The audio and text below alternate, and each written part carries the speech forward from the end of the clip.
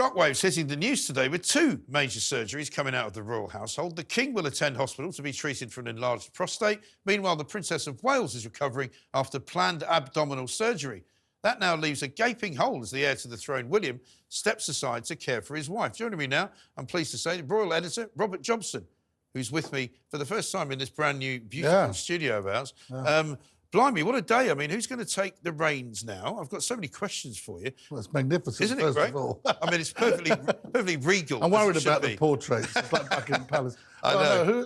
The king will still be in charge. He's going in next week. It's quite a big surgery, but it's a benign prostate. And you know what he did, I think, was very good, using his voice and his celebrity to sort of say, guys, go and get your prostate. Cancer charities are very happy with it. Yeah, I mean, I think that's a fantastic thing to do. Right. And that was quite, you know, it's quite unusual for them to give us that much transparency on anything to do with health in the royal family. Right. So I think that was a good move by him, but it came, what, a few minutes or 20 minutes or so after. This was what I wanted to ask you about, because, you know, when it first started to appear to be, the story was all about Kate, the Princess of Wales. And I came in and I was talking to Kevin O'Sullivan on his show today. And I said, look, I don't want to pry into what is going on there because I think she's entitled to an element of privacy. They've said quite a lot about what it is. People can speculate if they wish. I don't particularly want to do that because I think she's entitled to recuperate and recover. But she's going to be out for a couple of months. So it's quite a serious thing. And what we know, for example, I think, is that it's not cancerous, right? Yeah, we do know that. It's not cancerous. And that's not coming from any, you know, nefarious means. It's coming from sources, i.e. aides close to her, have said that they're happy to rule that share out, that, yes. to make sure that's ruled out. I mean, but you know, it's obviously quite significant. The palace themselves called it a significant announcement, and you know, the amount of time she's off, it means they're down. They were going to go to a overseas trip. I think they were talking about one of the bases, military bases, and then there was a big trip scheduled in for early 2024 to go to Italy, to Rome. Right. So that's not going to happen by the look of it. So, you know, that does make you think that although they're saying this was planned, it depends, you know, that means it's not an emergency. Right. It's an elective surgery, right? Yeah. She hasn't been out in public really since Christmas, has she? No, it's an elective surgery, but it means that, you know, the fact that those things were definitely going to happen. Right. As early as probably a couple of weeks, or a week or so ago, suggests that this is a development rather than it being like planned months. So so something maybe took a turn for the worse. Because my initial thought as well was, as I was sort of we just finished doing that, went upstairs, suddenly there's more breaking news about King Charles. I thought, blimey. Now, is it possible that those two things are a complete coincidence? Because I don't think it is. And if it's not, I don't know. I mean, I don't believe the palace would do that. Like, you know, they'd have a grid system here and they work out how they're going to announce it. I think it was done on purpose. Right. Not in any way. I think that the King side of things was quite clever because it detracted from the attention on Kate, which would have been... Yeah. Well, it sort of did both, didn't it? Because in one sense, if you just announced that the King was going in for a prostate procedure, people might have talked about it more in terms. They would have done. You know, they would have is done, he in ill health? Is he, you know, he's older?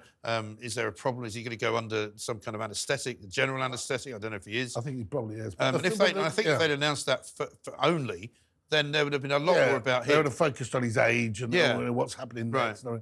But yeah, no, it's still quite, you know, quite a major moment because you got, at the moment, we've probably got 4 key royals, you know, the King and the Queen and the Prince and Princess of Wales. Well, 2 of them are going to be out of action for a while. Because didn't we have this happen after, I can't remember if it was after the coronation or before, where there was a bit of a row between Harry and Meghan and the palace, where it was all about stepping up. Yeah, and they never resolved it. No, and so Sophie stepped up to be the Duchess of Edinburgh, I think.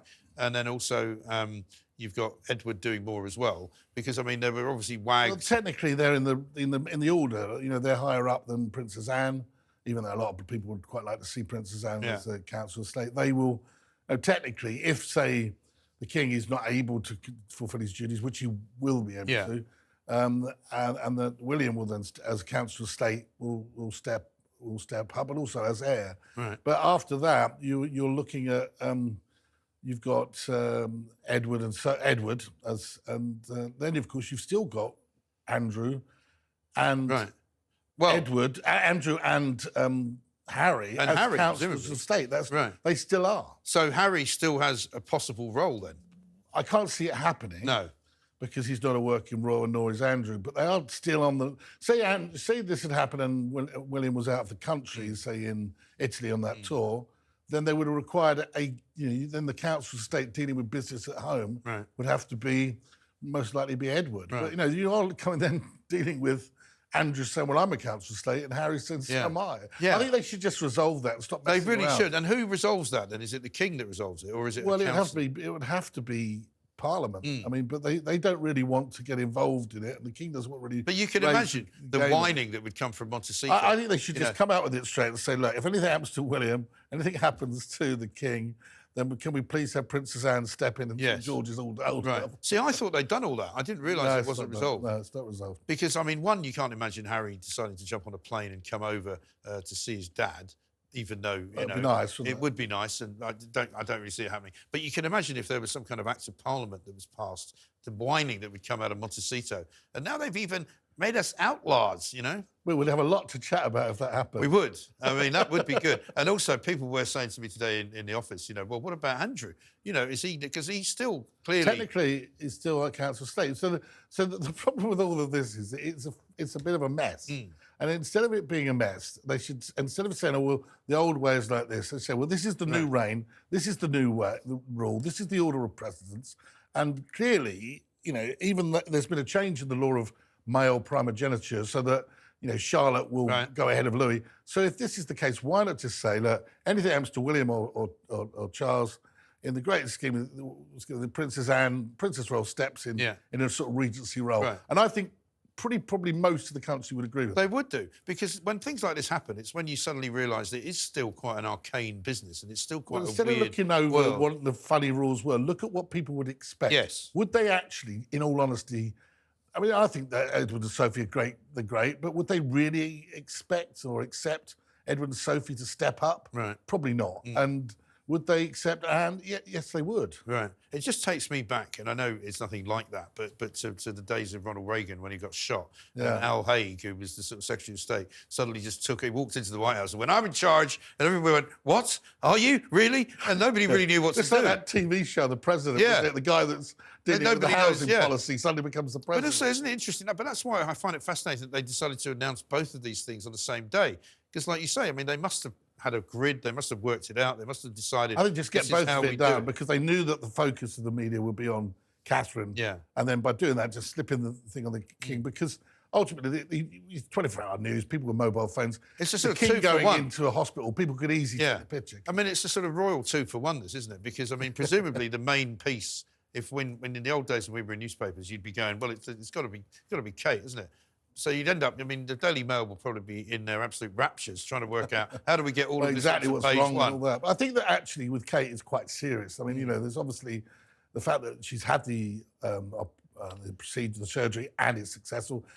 But, 10 to 14 days in hospital, followed by recuperation till after Easter. Yeah. That's a long time. It is a long time. And we wish her all the best. Of course. It's going to be, also then you've got William, who they say hasn't got much back in terms of staff. He's got his nanny, but he's actually taken time out as well. And the kids are still quite young, aren't they? I mean, I said in the intro, I mean, she's still a young mother.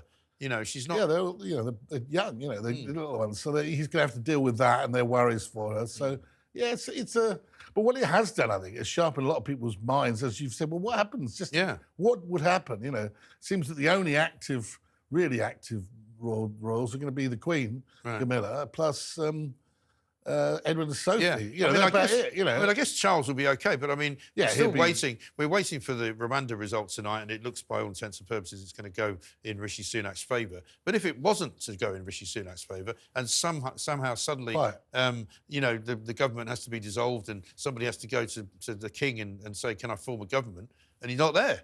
Well, as it stands, they'd have to go to him. But, we know he's a workaholic. He probably just before he goes in, he'll be going through his red boxes. And does he actually technically go under anaesthetic? We don't know that yet. But we know it's it's difficult to know, isn't it? Because the treatment for an enlarged prostate can be anything from, taking the drugs or shrinking it with a laser or two.